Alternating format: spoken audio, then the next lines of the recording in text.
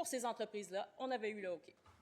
En question principale, je reconnais maintenant le député de Saint-Jérôme. Merci, Mme la Présidente.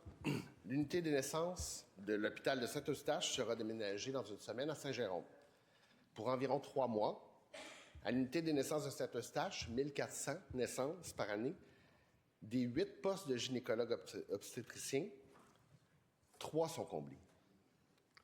Des fermetures ont eu lieu cet été, puis en novembre, selon ce que la presse rapportait il y a 3 semaines, Santé Québec voulait faire cesser le yo-yo d'ouverture et de fermeture à l'hôpital de Saint-Eustache, on comprend.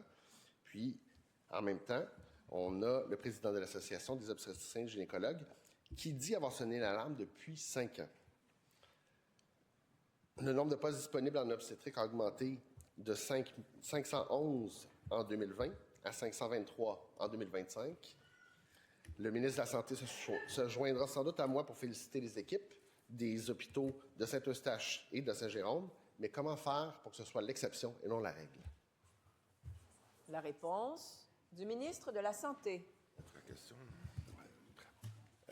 Écoutez, Madame la Présidente, je pense qu'il y avait plusieurs points qui étaient soulevés par le député. Je voudrais juste revenir sur la situation de Saint-Eustache, l'hôpital de Saint-Eustache, entre autres, où les bonnes décisions ont été prises par Santé Québec au cours des derniers jours. Lorsque Santé Québec a pris la décision de façon temporaire, et je le répète parce que je veux que les gens de Saint-Eustache et de la région comprennent bien, c'était parce qu'il y avait un enjeu de sécurité pour les femmes enceintes d'être capables de bien faire les opérations, de bien faire les accouchements à l'hôpital avec un nombre minimum de médecins. Et c'est pour ça que la suggestion qui avait été faite, c'est d'envoyer uniquement pour les accouchements, d'aller à l'hôpital de Laval, à la Cité de Laval, Cité de la Santé à Laval. Maintenant, après discussion avec les médecins, la communauté de Saint-Eustache s'est mobilisée pour accepter qu'il était peut-être préférable sur une base temporaire d'aller à Saint-Jérôme. Je pense que c'est une très, très bonne nouvelle. Très, très bonne nouvelle parce que c'est une décision qui a été prise par la communauté locale pour être capable de faire ça. Maintenant, c'est encore sur une base temporaire, puis on va continuer de suivre la situation. Première complémentaire. Je ne pense pas qu'on peut dire que c'est une bonne nouvelle. Il faut que ce soit l'exception et non la règle. Et la chef de l'obstétrique dans les Laurentides, la Dr Isabelle Lambert, a démissionné cet automne de son poste. Selon elle, il faudrait un obstétricien gynécologue par tranche de 15 000 habitants. Dans les Laurentides, on est à 1 pour 30 000. L'hôpital de Saint-Jérôme est sûrement fier d'accueillir des naissances. Évidemment, on manque d'espace aussi. Est-ce qu'on va agrandir La réponse du ministre. Bien, écoutez, encore une fois, Madame la Présidente, là, je ne suis pas certain, c'est peut-être moi ce matin, là, mais je ne suis pas certain que je comprends très bien la question.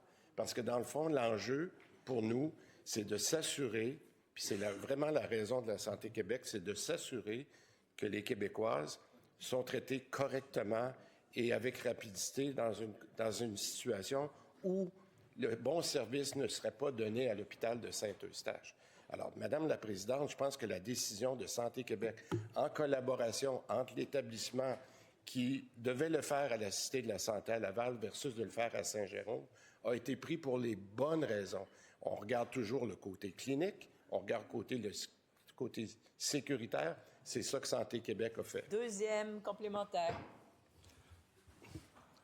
Je comprends qu'on a une solution qui est dans la moins pire, en quelque sorte, des solutions, évidemment, dans un contexte difficile. Ce qui peut changer la donne, c'est les infrastructures. L'hôpital de Saint-Eustache, l'hôpital de Saint-Jérôme, ce sont des gros hôpitaux dans les Laurentides. Puis, évidemment, on a besoin que les infrastructures répondent à la demande et à la population. Est-ce qu'on peut nous dire quand on va voir les travaux et les agrandissements?